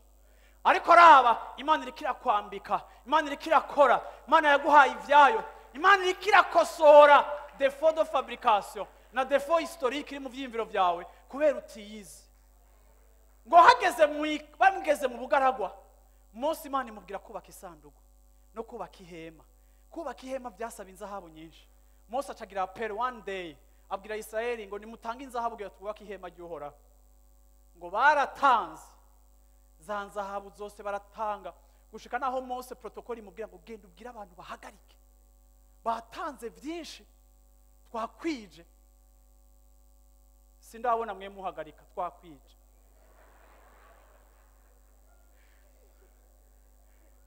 Ariko birashoboka yuko ni murava muri identité ya esclavage. Utwo mufise muracatujyamye ko cyane. Kuko umengejo ntimuhabona ingene hameze. Mwarahawe n'ubukene bwa kera. Naba abantu bari bamaze 40 amajene 450 plus de combien de générations zivukira mu buja. Ariko nicababujije bamaze kubona la grandeur de Dieu. Nabo bagatangura kwizera grandeur iri ku buzima bwabo. Bakabona ikiyaga gitukura ingene cugurutse, bakabona amazi ingene Imana yabahe mu bugarago, baravuze ati Imana turayiha. Kuko nibirenze bizo bidukorera. Bwana sifiwe sana. Bwana sifiwe sana. Ndarangije mvuga ngo Imana yakugize umuntu ahambaye. Amen. Amen. nturi nyarucari iyi terime iranshisha kuko twibaza ko mu kirundi wari guca bugufi ibintu byose bikumanura ugomba kubigira ko watanze kuko defa yo ni force militaire rego urashobora kwiyita nyarucari ariko uri umuntu w'umugararije mu mutima ateye ubwoba ntibiri muri langage ariko wirinde ikintu kikuzanamo conviction yose ikwereka ko uri ba peuple mtoto wa Abraham amasezerano yose y'Imana na ya possession Yesu ashimwe cyane amasezerano yose y'Imana na ya victoire ndangije mvuga ngo kubera iki kugira ngo amahanga azamenye Imana biciye muri Abraham kubera iki kugira ngo amahanga igisagara ca Bujumbura kize kimenye Imana kibonye mu buzima bwawe Imana nikiri muri Bible mu byanditswe ibi biratwubaka n'ibishinga ntahe bitwereka ikirico nico yakoze ku bandi ariko kandi biracari valable no kuri wowe n'uyu munsi ni wizera urabona ubwiza bw'Imana ni wahitamo yuko hari ibyo utizera ngo pastor ngo nimusoye kumbanga ibintu byo kwizera ngo biramprovoka ngo je ngo narizeye cyane ga pastor jewe ngo narizeye cyane hama ndakomereka Imana ntiyabikora sinishaka ikintu kimprovoka sinishaka ikintu gisoya kunzana mu ibyizere kuko narababaye haleluya ntushobora ku impact udafise ibikoresho bya impact ntushobora guhindura quartier yawe cyangwa inzu yiwanyu uravyumva udahezagiwe n'ibikoresho byose Imana itanga atana kimwe kivuyemo atana kimwe gisigaye inyuma Yesu ashimwe mwonyemera tugatanga ishikano ndabe ko hariho difference mutange ishikano mu izina rya Yesu ndarangije ndabasomera munyemerere na karembidi n'ikigera hariho un chronique chapitre si byishikano nshaka kubabarira ariko hari akantu nibutse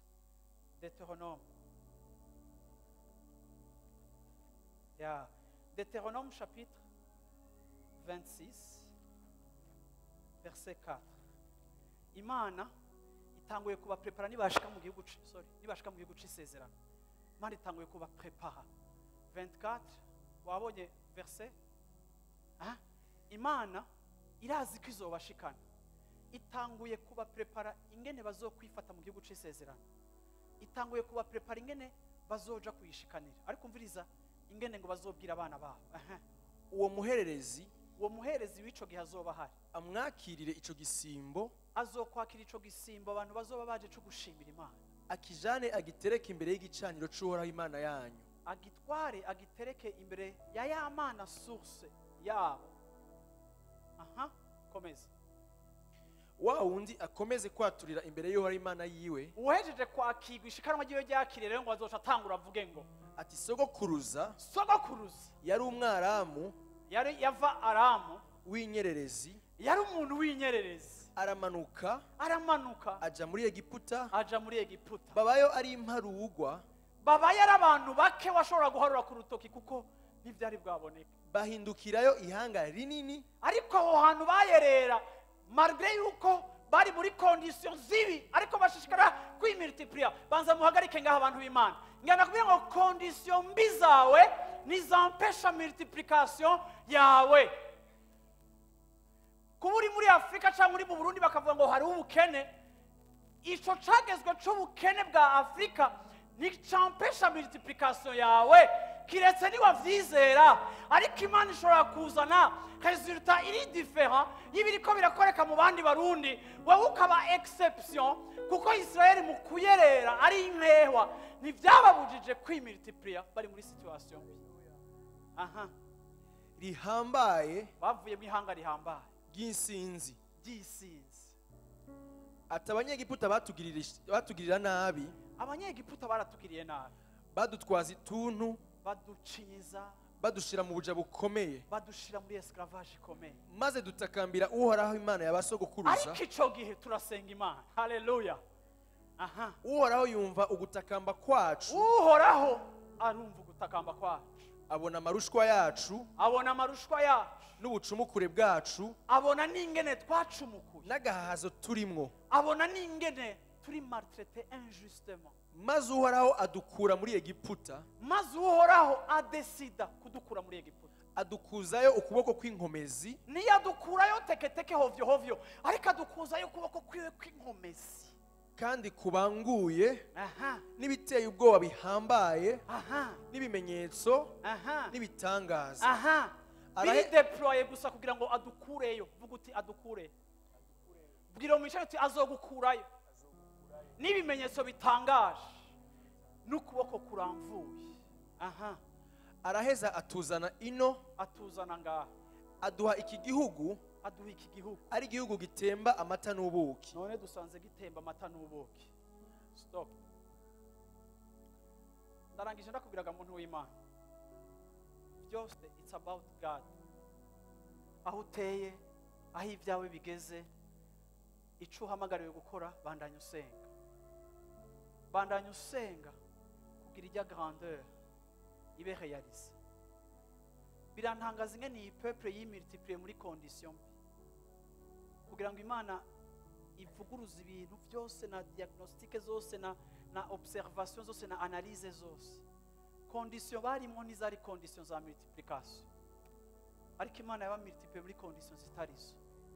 Ndagomba kukubwira muntu w'Imana, hari igihe Imana ishira ubuzima bwawe muri condition, ikemera kuba muri condition iri difficile, ariko ikabigomba kwigaragariza muri iyo condition difficile. Bamaze gushika mu gihugu c'amata n'ubuki, parcours bahora babona bakarira, batanguye kubibonamo igitangaza c'ubuzima bwabo.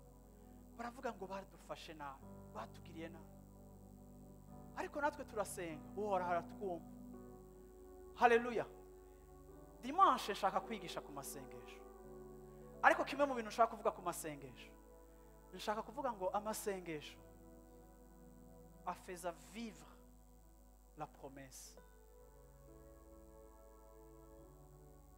Amasengesho araza akamaterializa la promesse.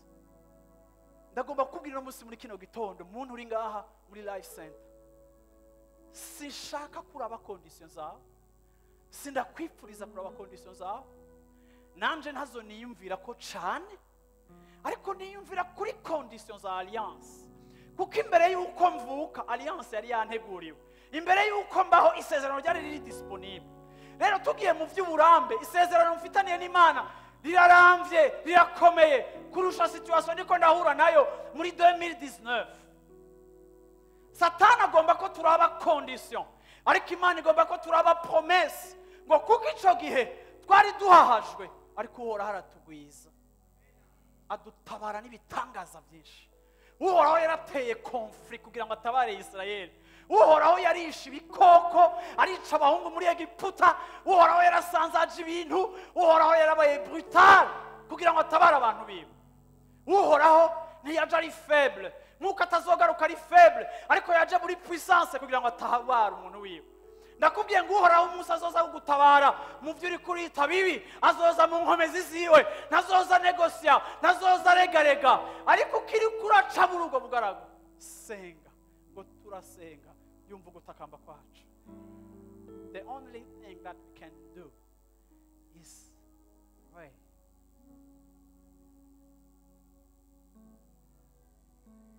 Hallelujah. Ariko iyo turiko turasenga, dusenga gute?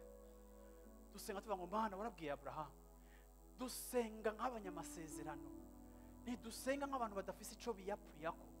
Iyo dusaba deliverance muri situation zacu, dusenga kuko tuzi ko hari watwemereye ko bitazotugumana. Sinshobora gusenga ntafise amaso ari plonge muri promesse. Hallelujah. Hallelujah. Hallelujah. Hallelujah. Muri kino gitondo jewe ndi umunyamugisha. Ndizera umugisha w'Imana ku buzima bwanje. Ndizera ico Imana ivuga ku buzima bw'abizera. Ndizera ko nawe uri umunyamugisha kuko wizeye Yesu Kristo. Hallelujah. Ndagomba abanyamugisha muhaguruka uno munsi muri kino gitondo. Hallelujah. Amen. Abanyamugisha Yesu ashimwe. Nimba wumvira ijambo ari ryawe, ndagomba ushikanira Imana. Hari ibiseke biri ngaho ipembe, ariko numva iyi message ntashaka kwirengana tutatanze ishikana. Hallelujah. Kuko iki nigihe cyawe atari cyo kwikengera, ariko cyo kwibona mu Imana yakugize. Hallelujah. Washobora gushikanisha ikana, tugiye gusenga. Hallelujah. Ariko cyo tugiye gusenga nka Israeli. Tugiye gusenga ngo amarembo y'abansi bacu tuyaposede. Tugiye kandi gusenga kugira ngo umugisha w'Imana utegeke kandi ico Imana yatuvuze ko gishike ku buzima bwacu. Hallelujah. Uri mu gihe gisa nk'ico kurindira no kurondera no kurwana. Ariko dushikanira Imana, tugiye gusenga Imana muri kino gitondo. Ariko ndavuze ngo uri umunyamugisha. Haleluya. Wibone nk'umunyamugisha, tambuke nk'umunyamugisha. Impact Imana iri kiraguhamagarira kugira, igiye no kuyiguhera equipment, igiye no kuyiguhera ivyankenegwa. Ntaco Imana izogutuma itaguhaye ibyo kugishikako. Nta Imana izokurungika itaguhaye ibikoresho vyankenegwa bigushikana aho hantu. Ariko kandi kuri uyu munsi muri kino gitondo turangiza igikorane cy'umuntu utariko warahezagiwe. Yaravuze ngo nimwasenga mube ngo ubwami bwawe buze. Ubwami bwiwe kugira ngo bushobore kuza. Haleluya, hagomba kuba abakozi batuma ubwami bw'Imana buza. Impact uzogira muri famiye yawe, icyaco cyose uzokora muri famiye yawe ico Imana izogukoreshamwo. Haleluya, kirakeneye ko witahura yuko Imana yaguhezagiye. Nusubire kwirimita mu mugisha wawe. Haleluya. Yaratungishije Abraham, itungisha Isaka, itungisha Yakobo, nawe iragomba kugutungisha. Reka kwibaza yuko wewe utari mu gitigiri c'abazobona kugira neza kw'Imana canke batazotungishwa n'Imana mu vyabo. No, ni juste yuko ahantu uri kuraca atariko arakwereka iyo verite. Ariko muri kino gitondo arangije ndakubwira ngo uri umunyamugisha. Haleluya. Iwanyu nibakwitega ko wibuke kuri umunyamugisha. Abantu nibaguhamagaza mu nama kugira ngo uhanure, wibuke kuri umunyamugisha. Twahamagawe guhindura kandi uhoraho agiye kukwekipa pour le changement. Icimviro canyuma kiravuga ngo ishengero twahamagawe ngo duhindure ibintu, turi ibikoresho byo kuzana transformation. Haleluya. Haleluya. Haleluya. Jewe ivyo nkora nizeye ko wewe bizoguhindura. Ariko wewe nawe ivyo Imana igiye kuguhamagara n'ivyo izokwereka, ndizeye ko bizokugira igikoresho c'ibihinduka aho usanzwe uba. Haleluya. Ariko kandi nta uhabwa ibikoresho atari karakora. Nico gituma progressivement uko mission ya Israeli yagendera duga, niko na témoignage y'Imana yagira duga ku buzima bwabo. Haleluya. Amen. Bwana sifiwe sana. Yesu ashimwe cyane. Yesu ashimwe cyane. Haleluya. Amen. Ibyawe biri atake ariko nta muntu yo kwataka. Yaravuze ngo nuzoguhatura canke nuzokugwanya nzomugwanya, uzokuvuma nzomuvuma, ariko uzokubera umugisha automatiquement nabazobacitse uhezagira. Iyo niyo position yawe. Haleluya. Ndashaka umuntu wese ari ngaho avuga ngo nanje ndi mu gihe ca Israeli cyo gusenga, ndagomba uze ngaho imbere ngo maze turasenga, uhoraho aratwumva aradutabara. Hari uvuga ngo ego narahezagiwe ariko ni muri situation igoye, ndagomba uze ngaho imbere, ngomba kugusengera spécialement, ndagomba kugusengera kugira ngo usohoke muri ico kintu gisa na oppression, gisa n'ubuja ubuzima bwawe buko buracamwo, gisa n'ikiko kiragusambura, gisa n'ikiko kiragucinyiza. Sinteba ariko kwa avansa kwawe ngaho imbere urafise signification ngo maze barasenga. Haleluya. Kintu dukora nk'ishengero turasenga, ntitugomba guhagarika gusenga. Maze barasenga ngo barabwiye abana babo ngo maze turasenga, uhoraho aratwumva, araza adutabazira n'inkomezi nyinshi zitagira uko zingana. Umuntu wese ari ngaho muri kino kibanza hari ahantu araba akavuga ngo ahantu nindi hasa naho Imana yavuze, ahantu nindi hasa na profesi, ahantu ndi siho Abrahamu yahereje, ahantu nindi hasa n'umugisha wa Abrahamu. Iyi situation yanje ukuntu imeze siko byari bimeze. Ndashimira Imana kuko haleluya hari ivyo imaze gukora ku buzima bwawe. Ariko kandi hariho abantu badasenga kuko ataco basupira gushikako. Hariho kategori y'abantu badasenga kuko ataco biteze, kuko baramaze kwakira ibibazo byabo n'ingorane zabo babigira ivyabo, bibaza ko ariko ivyabo bizogera. Ariko ndavuze ngo iyo siyo permanence yawe, iyo siyo residence yawe permanent. Oya, ngo bamaze kubakirira ishikanwa ngo barabwira abana babo guhoraho ico gihe abanyegiputa baratugiriye nabi. Iyo bayita témoignage. No musimana yambwiye ngo hari abantu bagiye gukompoza au passé ibibazo byabo. muzovuga nka Isirayeli ngo abanyegiputa ico gihe baraduhahaje ariko turasenga uhoraho akora igitangaza. Uzovuga ivyo urimo uyu munsi ubivuge nk'ibintu byaheze ariko uzotubwira intahe ingene vyagenze. Uhoraho turamusenga aradutabara. Ndemera ko hariho gutabarwa kw'abantu b'Imana. Ndemera ko utari umuntu wo gukinishwa. Yesu ashimwe cyane. Ndemera ko utari umuntu wo kwatakwa mu bibazo byawe. Ndemera ko atabansi wewe wo guhagurukira ngo bakuneshe kuko nuko batanesheje Isaka kubera Abrahamu na wewe ntuzoneshwa kubera Abrahamu. Ariko abazoguhezagira bazohezagirwa, ariko abazokuvuma bazovumwa. Uravyumva? Abaguteza ibibazo bizoja mu mahema yawe. Reka kubiyokipa, reka kuba meditako, reka kubiyumvirako, reka kubiyumvirako. Ariko baravuze ngo igihe twari tuberewe gutyo ntivyatubujije gusenga, igihe twari turi mu ngorane ntivyatubujije gutakambira Uhoraho. Uhoraho na wene aratwumva. De génération en génération twarasenze, bamwe bagapfa abandi bagasenga, abandi bagapfa abandi bagasenga, ariko twashishikaye kwizera kwiyavuze ariyo kwizigirwa no kubikora izobikora. Ntitwaharuye abapfuye batwishuwe ariko twagumanye kwizera yuko izobikora. Shingiro ry'Imana ndaje kubabwira ngo murakomeye, bantu b'Imana muri ngaha murakomeye. Muboneka nk'abagayitse ariko mutungishije benshi. Mwama musukwa, mwama umenga murahajwe, mwama muri atake, umenga muri fragile, umenga muri vulnerable. Ariko Balamu igihe yababona yabonye muri intambwe zijyamye ziteka zifise aho ziriko ziraje. Societe yarakwisa amazina avaye na situation yawe. Hamwe na mwe mazina yose siyo. L'esclave n'était pas esclave dans le plan de Dieu. Icuri ni icuri mu mugambi w'Imana.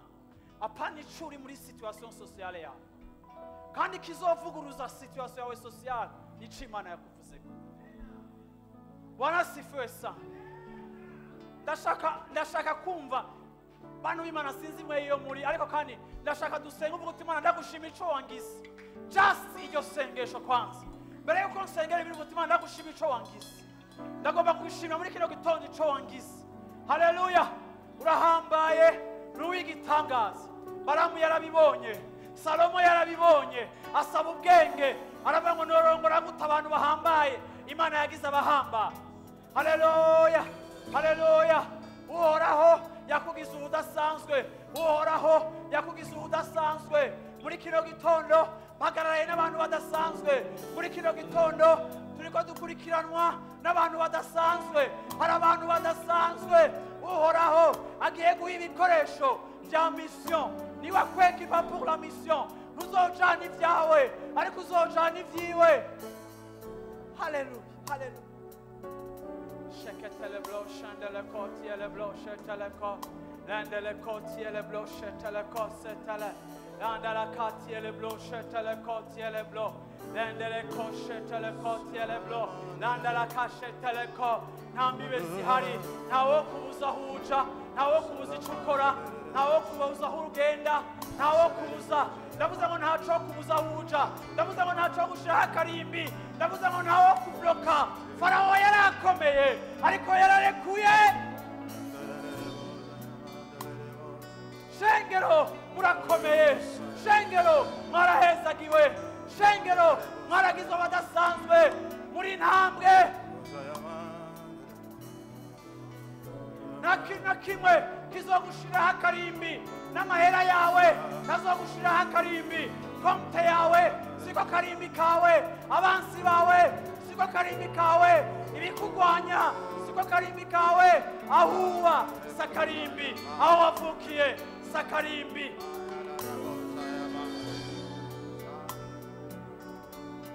Oh yes, oh yes, oh yes, oh yes, oh yes, oh yes, oh yes, oh yes, oh yes, warakoze, oh yes, warakoze, oh yes, warakoze, waraduhamagaye, umaze kuduhamagara, uduhamagaza isezerano, umaze kuduha isezerano uri kuraduherekeza kugira ngo tuzoribone tuzoritambukiremo twebwe n'abana bacu ewe Yesu badaheta ewe Yesu watugize ku mugambi mwiza ewe Yesu wadukuye iwacu dukura mu minyororo ewe Yesu watuvanye kwa Farao kugira ngo duhe guposeda ewe Yesu hari abantu badasanzwe bamwe baracari mu buca abandi bari muri paku abandi bariko bararengana ubugaragwa abandi bariko bararengana ibisagara ariko Yesu turadutwara Yesu uri kuradutwara ndagushimira umuntu wese ari hano hantu ahateye ndagushimira umuntu wese ari hano hantu aho umugejeje ndagushimira umuntu wese ari hano hantu oh ta promesse isezerano ryawe si emotion isezerano ryawe si emotion waradusezeraniye ko tuzoganza waradusezeraniye ko tuzotegeka waradusezeraniye ko tuzoposeda waradusezeraniye ko turi abanyamugisha ndagushimira muri kino gitondo umugisha ubonekera muri Abrahamu w'amahanga yose yahezagiriwemo na jewe ndimo ndagushimira umugisha wa Abrahamu uri ku buzima bwanje uri ku nzu yanje uri mu bikorwa wanjeje ndagushimira Mana yuko uri Imana ya provision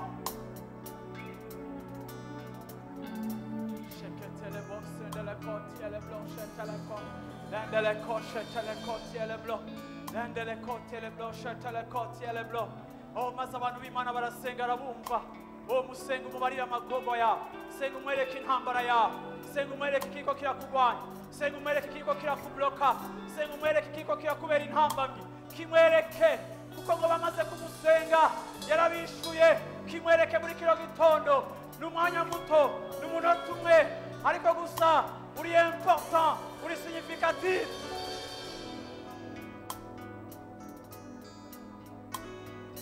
azoguha gutegeka amarembo y'abansi ba yarababwiye ngo muzohabwa n'ibyo mutakoreye zobaha n'amazu mutubatse yarababwiye ngo zobaha n'umwimbu mutabivye muzokwambura n'inzabibu mutateye ico gihe kirabaho mu buzima bwawe aho byose utabikorera ariko hari ibiza kubera faveur y'Imana kubera umugisha w'Imana ku buzima bwawe ndavuze ngo faveur y'Imana yigaragaze muri iyi minsi ubuzima bwawe ndavuze ngo faveur y'Imana igaragare mu bikorwa byawe muri iyi minsi ndavuze ngo faveur y'Imana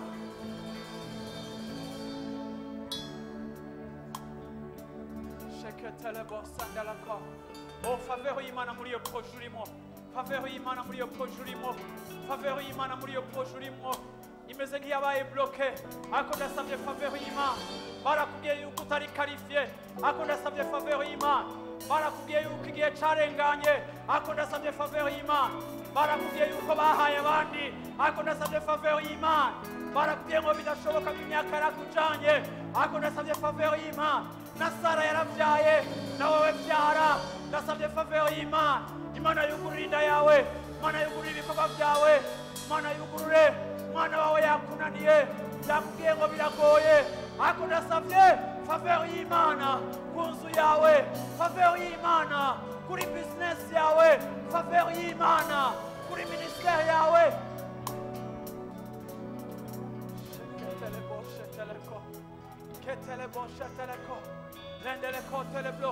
oh faveur y'Imana kuri santé yawe diagnostic si nziza ibiharuro si vyiza ibintu byose byananiranye ntibariko baratora ico urwaye ndavuze ngo faveur y'Imana kuri iyo santé yawe faveur y'Imana kuri ayo magara yawe kira urubanza rwawe bariko bararuhindura urubanza rwawe rwaratangiwe amahera menshi ntushobora kurwana wewe ariko ndavuze ngo faveur y'Imana ku buzima bwawe ihindukiza imitima y'abantu kubikwereke maze turasenga uhora haratwumva gusenga ni igikorwa ca hofu gusenga ni igikorwa co kuvuga ngo danse iyo udafise ijambo danse muri wowe ntushobora gusenga kubera wemera situation yawe ariko uyu munsi nagiye kugutumirira senga wanka situation yawe urimo haleluya ndagomba umuntu agiye kwanka situation yiwe hano ndagomba ijwi ry'umuntu agiye kwanka situation yiwe hano anka ibyo urimo bitari byo, anka ibyo urimo bitajyanye na grandeur Imana yagusezeraniye, anka ibyo urimo bitajyanye n'icyo Imana yavuganye nawe. Ndabyanse mu izina rya Yesu Kristo, ndabyanse mu izina rya Yesu Kristo, ndabyanse mu izina rya Yesu Kristo, ndabyanse mu izina rya Yesu Kristo. Byange ku bana bawe, byange ku muryango wawe, byange ku bikorwa byawe, byange kuri situation yawe, byange kuri projet yawe, byange.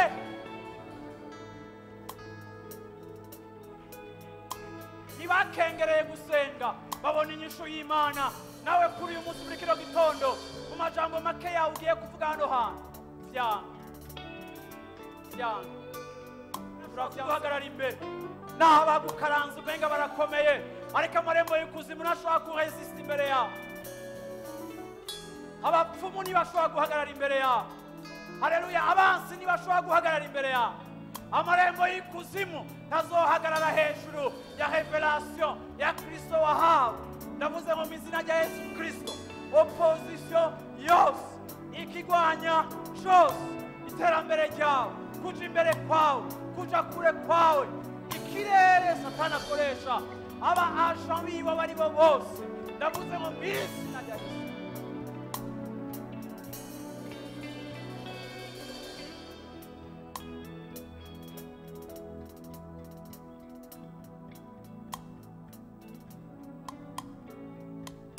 Mwami Yesu, turangiza ndahezagira ubwoko bwawe, umaze guhezagira Aburahamu kubw'ibyo wari umuhamagariye, bashobora kuduza ibiganza byawe.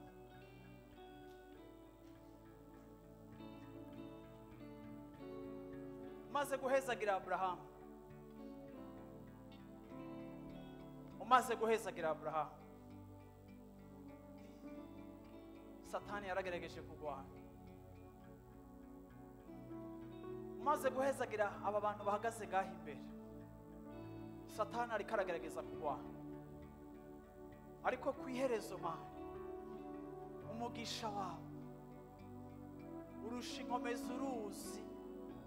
Umugisha wawe nta kintu gishobora kuwuresista, umugisha wawe nta kintu gishobora kuwubloka, umugisha wawe nta kintu gishobora kuwukontena, umugisha wawe nta bantu bashobora kuwugarana ngo ntusenge nturengane Mana. Umugisha wawe nta muntu ashobora kuvuga ngo hari ahantu utarenga.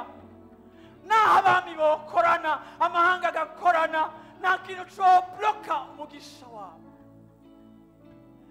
Icyo watuvuze ko kirarusha inkomezi izindi nkomezi zose. Icyo watuvuze ko kirarusha inkomezi izindi nkomezi zose. Icyo warahiye nk'indahiro, ukakigira itegeko muri Yakobo, ukakigira indahiro y'intava kuri Isirayeli. Ninde yovuma aba bantu Mana? Ninde yobloka aba bantu? Ninde yobabuza kubera ibikorwa byinshi akababuza kubyara? Ninde kubera ibikorwa byinshi yobabuza kuja aho Imana yasezeranye? Erega Mana bigusaba ijoro rimwe kugira ngo ibintu bihinduke. Erega Mana bigusaba ijoro rimwe abantu bakambara izahabu n'ifeza kandi barabaca. Ijoro rimwe gusa Mana urahindura ibintu. Ijoro rimwe gusa Mana, ijoro rimwe gusa Mana. Twebwe abantu turinda kwitaza kugira ngo bishoboke, twe tubanza kwikonsantara ngo bishoboke, ariko we nta concentration ugira. Uhindukiza imitima y'abayinabuja n'abadatabuja, ntibababone nk'abaca ariko bakababona nk'abaheritiye, bakabaha inzahabu igihe bariko barabahahaza. Abakugiriye nabi urashobora kubakoresha bakakugirira neza. Abakwambuye bokwambika, abagukoresheje bataguhemba boguhemba ibirengeye umushahara wawe, bakaguha inzahabu zabo babikiye abana babo bakaziguha.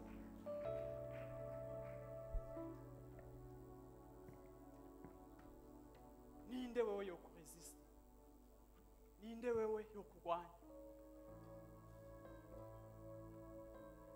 Yesu yarabwiye Pilato ngo nta bubasha umfise ko atari data yaguhaye. Ibiriko birakugira ko ububasha nuko Imana yabirekuye. Vugana na boss. Ndavuze ngo vugana na boss. Ndavuga ngo vugana na boss wawe gusa. Abagucira ubwo gupfa bazokwatura kumugisha wo kubaho. Akontorora indimi z'abantu, nibo aha abantu kuvuga. Yatumye Balamu afise umuvumo muri conception, ariko akanwa kiwe igakoresha guhezagira. Shengero ry'Imana ndababwiye ngo nimwikunkumure aho mwaguye naho mwacafuye. Ariko ndabikuje muri kino gitondo muri abantu badasanzwe. Ndabikuje muri kino gitondo ngo inkomezi zanyu ziri ahantu hadasanzwe. Ndabikuje muri kino gitondo ngo aho megamiye ntihasanzwe. Nimwataha mwibuke ko mudasanzwe. Nimwaja ku kazi ejo mwibuke ko mudasanzwe. Nimwatangura umugambi mwibuke ko mudasanzwe.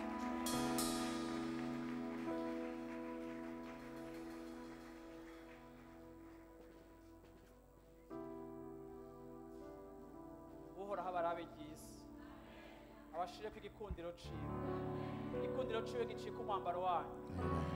Muhagarike kwigwanirira, nawe azobagwanirira.